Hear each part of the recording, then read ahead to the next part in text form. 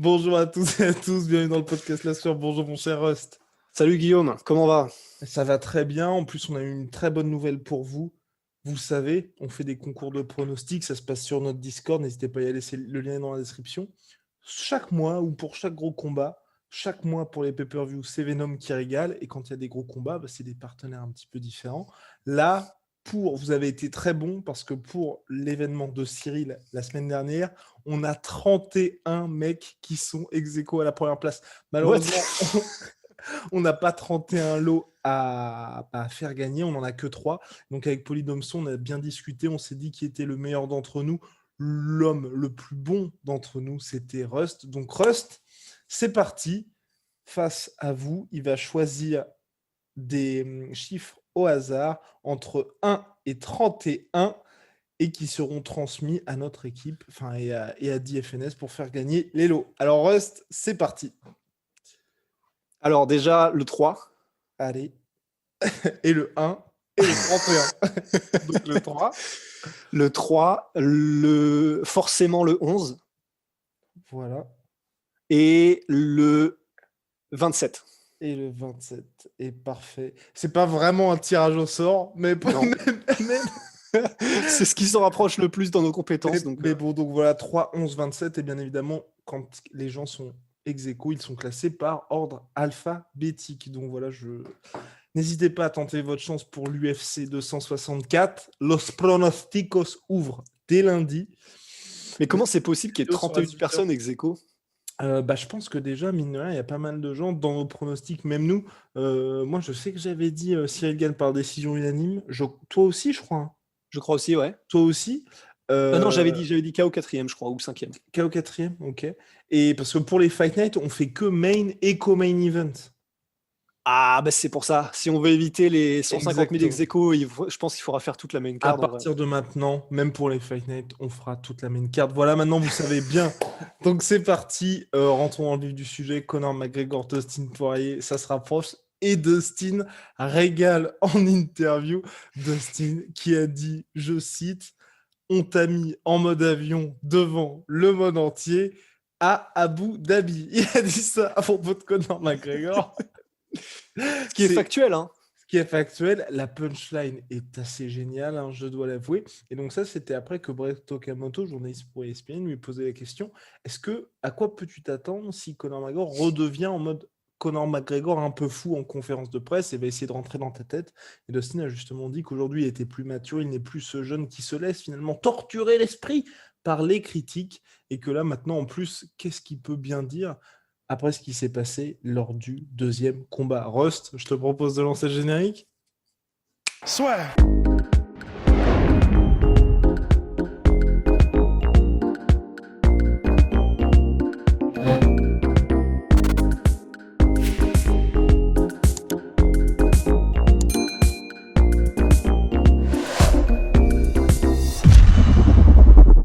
Alors, Dustin Poirier, Conor McGregor dans la nuit de samedi à dimanche, pas cette semaine, mais la semaine d'après, du 10 au 11 juillet. Là, ça arrive avec ce qu'on se disait en off, c'est qu'effectivement, Dustin Poirier a l'air beaucoup plus confiant que lors du premier combat.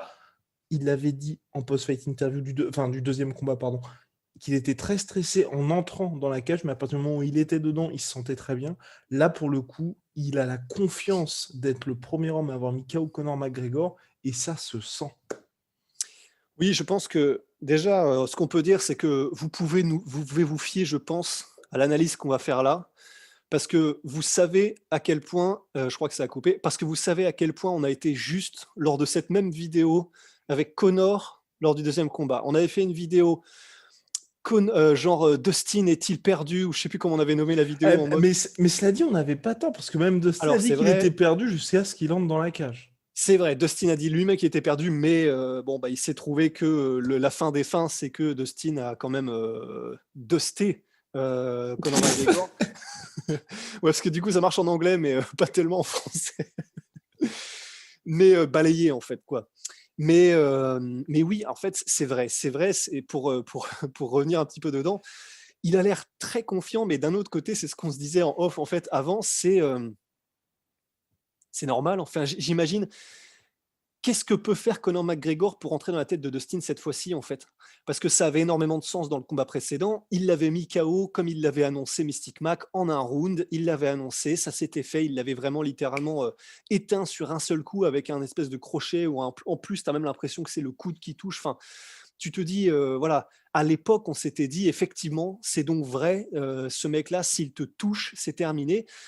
Et donc, en arrivant sur le deuxième combat, ça avait du sens pour Conor s'il l'avait voulu, d'être effectivement, parce qu'il a été plutôt nice, il a été plutôt gentil, mais s'il l'avait voulu, d'utiliser du trash talk en mode mais qu'est-ce que tu vas faire? T'as vu ce qui s'est passé la dernière fois, tout ça, tout ça.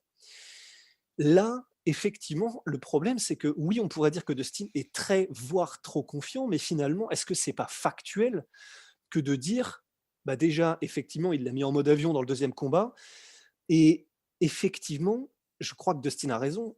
Qu'est-ce que pourrait apporter Conor dans le trash talk qui aurait un petit peu de mordant, qui pourrait s'accrocher un peu à quelque chose, quel que soit l'angle que va prendre Conor McGregor là pour le combat, avant le combat pour Dustin pour essayer de le vendre, bah, en fait, dans la tête de, je pense, tout le monde qui n'est pas un fan hardcore à la limite de l'irrationalité de Conor McGregor, c'est ouais, enfin, on a vu ce qui s'est passé sur le combat précédent alors que tu avais littéralement tout de ton côté.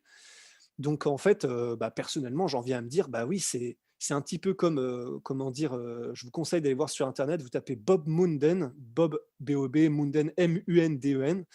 C'est un mec qui faisait du tir d'exhibition. Il allait tellement vite que grosso modo, vous allez croire que c'est fake. Et ce mec-là était extrêmement confiant, mais à la limite de l'arrogance, en fait. Il en jouait beaucoup, il le savait. Et le truc, c'est, pour faire le parallèle avec Dustin, bah oui, il était extrêmement arrogant. Quand un reporter lui demande « Mais qu'est-ce qui se rapproche le plus de votre vitesse lorsque vous tirez au pistolet ?» C'est la vitesse de la lumière. Mais le truc, c'est qu'après, vous le voyez tirer, vous vous dites, d'accord, en fait, c'est juste factuel ce qu'il raconte. Bah là, j'ai un peu cette vibe avec Dustin Poirier, cette vibe de, bah oui, il est très, voire trop confiant, mais tout s'aligne pour suivre cette confiance. Parce que, entre guillemets, il sait comment battre Conor McGregor désormais. Il n'a plus cette peur, il n'a plus cette appréhension qu'il pouvait avoir avant le deuxième combat, parce qu'il y avait les fantômes de s'être fait mettre KO en 3 minutes. Donc en fait, maintenant, et je finirai là-dessus pour ne pas finir encore une fois un monologue, mais bah oui, Dustin a raison. Qu'est-ce qui peut bien, entre guillemets, le surprendre sur ce troisième combat, quoi.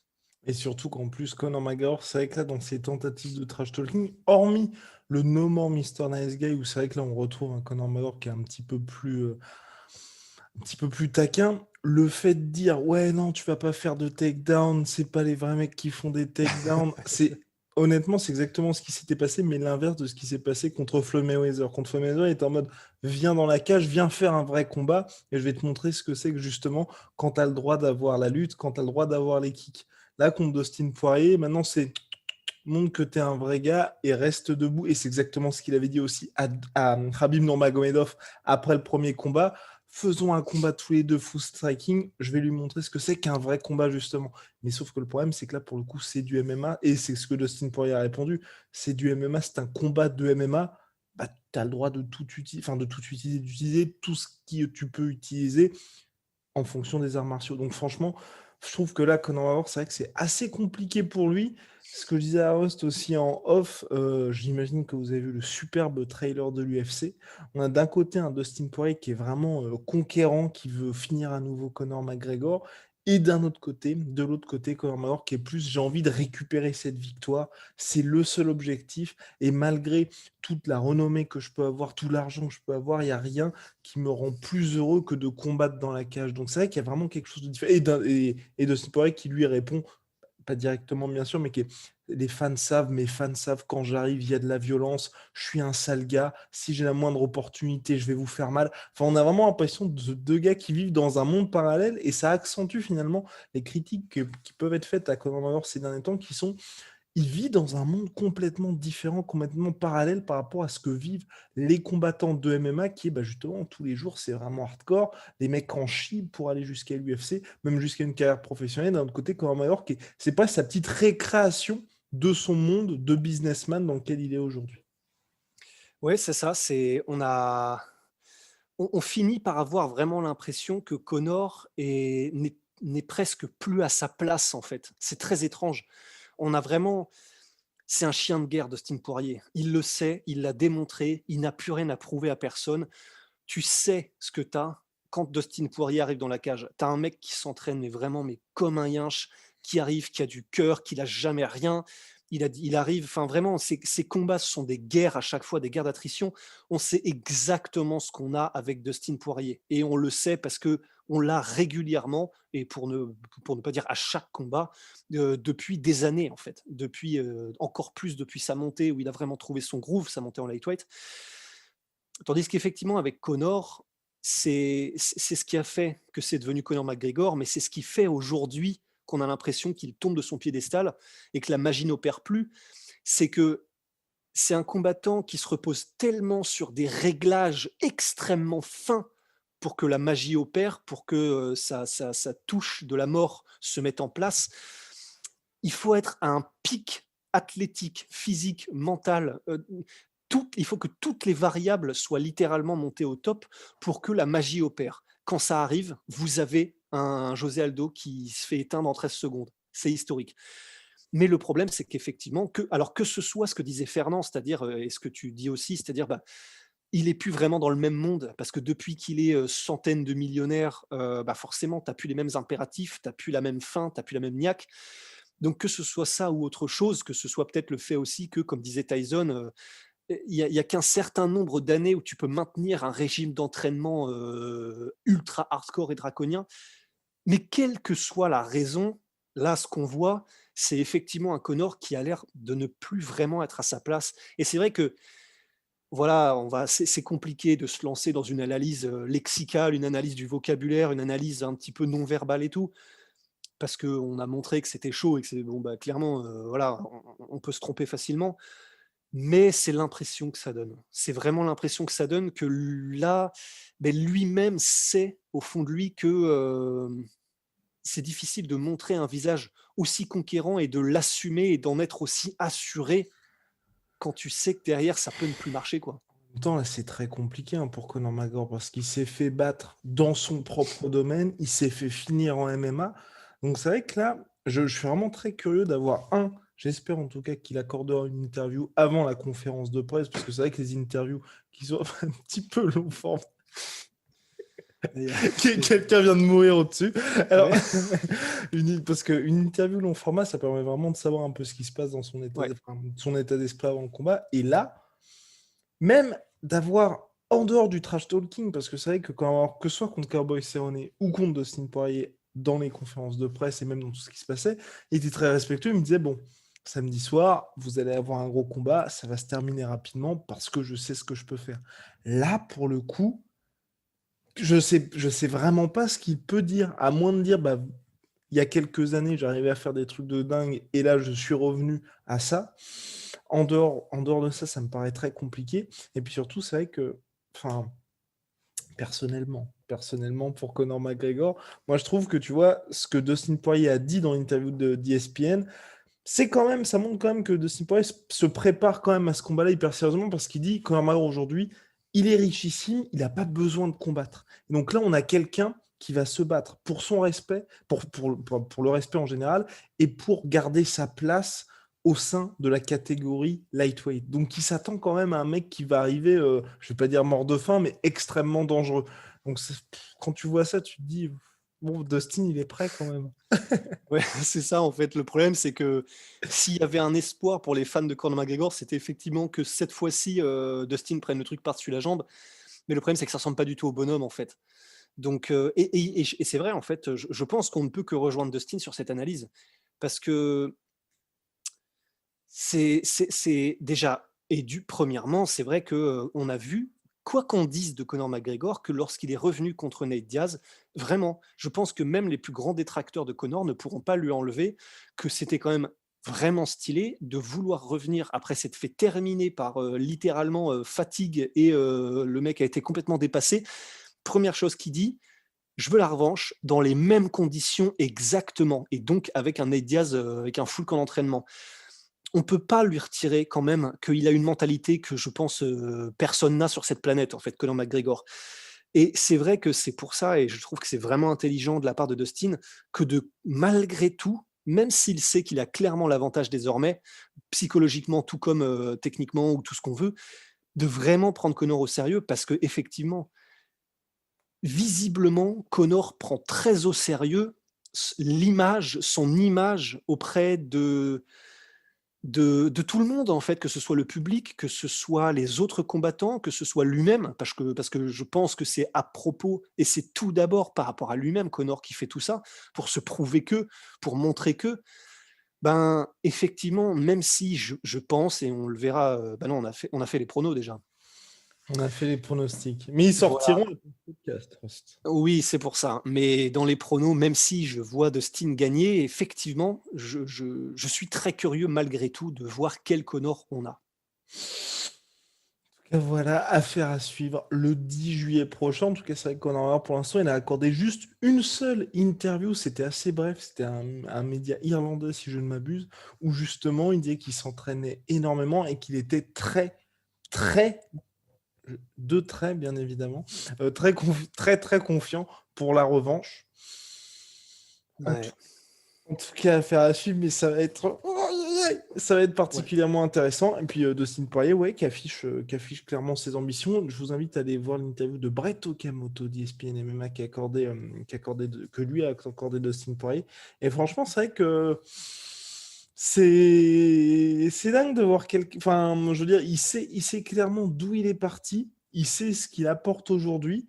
Il sait en plus, et on a eu la réponse, parce que c'est vrai lui n'en avait pas parlé jusque-là, c'est que la deuxième fois qu'il est partenaire en pay-per-view avec l'UFC, la première fois c'était pour l'unification contre Khabib, parce qu'il avait justement la ceinture intérimaire, et donc le deuxième combat contre Conor McGregor, certes, il a eu un salaire fixe d'1 million de dollars, qui était le plus gros qu'il ait jamais reçu en fixe, bien évidemment, de la part de l'UFC, mais là, ça y est. Ouais, et là, c'est que la deuxième fois, justement, parce que Okamoto lui a expliqué pourquoi tu as accepté la revanche. Je dis, l'objectif ultime, c'est d'avoir la ceinture, parce que je veux pas avoir cet astérisque qui plane autour de moi une fois que ma carrière sera terminée, de dire, tu as été champion, mais c'était champion intérimaire. Non, je veux être champion, mais là, je combats aussi pour ma famille, et avoir cette revanche contre Conor McGregor, ça me permet vraiment de gagner énormément d'argent, parce que c'est la deuxième fois qu'il est partenaire en pay-per-view de l'UFC, et contre Conor McGregor.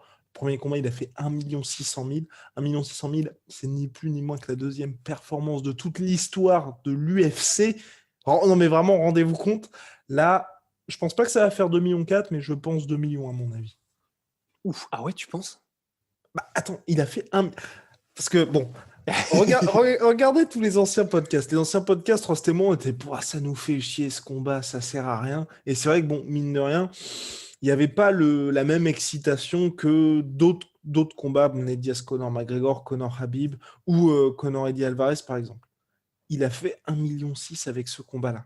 C'est vrai. Là, alors que en plus, pour tout le monde, hein, tout le monde en dehors des fans de Dustin Poirier, tout le monde voyait Conor McGregor gagner. Là, je pense que tu vois, tout le monde se dit, déjà, il y a les fans de Dustin qui vont être à 3000% derrière lui. Tous les mecs qui ont un intérêt de près ou de loin pour le MMA, ils se disent, il y a peut-être moyen que ce soit le dernier combat de Conor McGregor. Donc vraiment, Rust, je pense, minimum, on est à 1,8 million.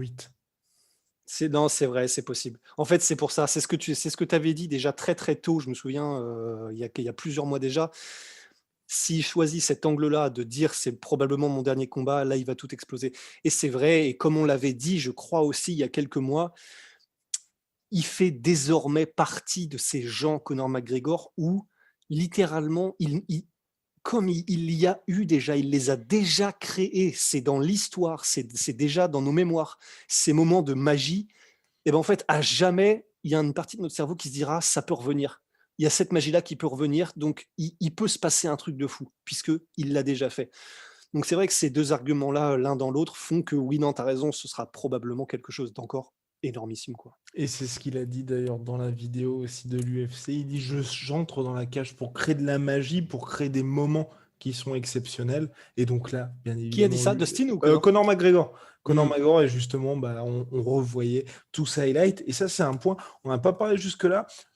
Personnellement, je pense que ça ne jouera pas. Il n'y aura pas de On n'a pas parlé non plus pour Dustin Poirier. C'est vrai que tout ce qu'on a dit là sur le fait que Dustin soit trop confiant, patati patata, ça ne jouera pas sur le combat parce que Dustin Non. Poirier, il a tout traversé.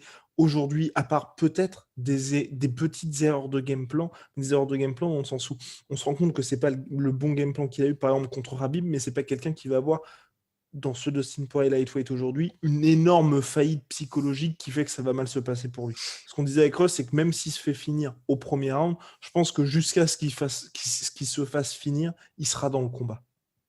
Oui, oui, complètement. Et c'est vrai que on était d'accord, je crois, là-dessus, mais c'est vrai que on n'est plus à cette version friable de Dustin Poirier, je pense, que ce soit physiquement par ce cut en featherweight ou que ce soit mentalement pour différentes raisons.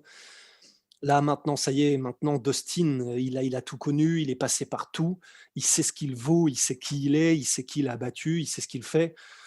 Donc maintenant, oui, oui, non, je souscris totalement à ce que tu viens de dire, qui est que même si il était trop confiant, ce dont je doute, hein, pour tout ce qu'on vient de dire, ça n'impacterait probablement même pas sa performance. Ouais, exactement. Donc je pense, mon cher Ross, qu'on a fait le tour Je crois. sur la question. En tout cas, Ah, ça va être quelque chose. ça va être la folie. Ça va être absolument la folie. Et puis oui, ah oui, c'était dernier point. Le combat va se disputer devant 20 000 personnes. Là non plus, moi je pense pas que ça va avoir un énorme impact, même si bien évidemment tout le monde sera en faveur de Conor McGregor. Mais je pense que pour les deux, je pense que les deux préfèrent justement combattre quand il y a du public. Parce que ce soit Dustin ou c'est vrai que ce soit contre Max Holloway, contre Gaethje, même contre Khabib, à chaque fois, tu vois, il est dans des environnements un petit peu hostiles. Mais c'est un gars qui apporte tellement le chaos dans la cage que, à mon avis, ça le galvanise aussi. Tu vois que les gens sont en train de se dire « Oh putain, on est en train d'être témoin d'une véritable guerre ». Et puis Conor, bah, vous le connaissez, hein, lui, clairement, il se nourrit de toute l'énergie. C'est vrai. Tu penses vraiment que tout le monde va être pour Conor? Ah ouais. Ouais. C'est où déjà? C'est à Las Vegas? C'est à Las Vegas. Mais tu vois, pour le coup, que ce soit à Abu Dhabi, tous les combats de Conor que j'ai pu voir, à chaque fois, tout le monde était pour lui, tu vois. Même, par exemple, même le combat contre Donald Cowboy Cerrone. En soi, Cowboy, on peut se dire, parfait compagnie-man de l'UFC. Le mec, il a clairement toujours été là pour prendre les combats, pour sauver les cartes, 5 combats par an, légende américain de surcroît. Bah, tout la Team Mobile Arena était pour Conor McGregor. Enfin, quand je dis ça, bien évidemment, il y a peut-être 500 fans de Donald Cerrone, mais vous ne les entendez pas. Ce que vous entendez, c'est juste l'énorme marée verte qui est là pour soutenir Conor McGregor. Chou. Chouda. Enfin bref, en tout cas, affaire à suivre. Mon cher Rust, nous avons hâte. Big shout out à My Sweet Pea, My Sweet Protein. En ce moment, hey yeah, en ce moment, ce sont les soldes chez My Protein. Moins 45% sur tous mes protéines avec le code la sueur et moins 10% sur tout Venom avec le code la sueur Venom. Sponsor de l'UFC, sponsor de la sueur. À très très vite pour de nouvelles aventures. See ya.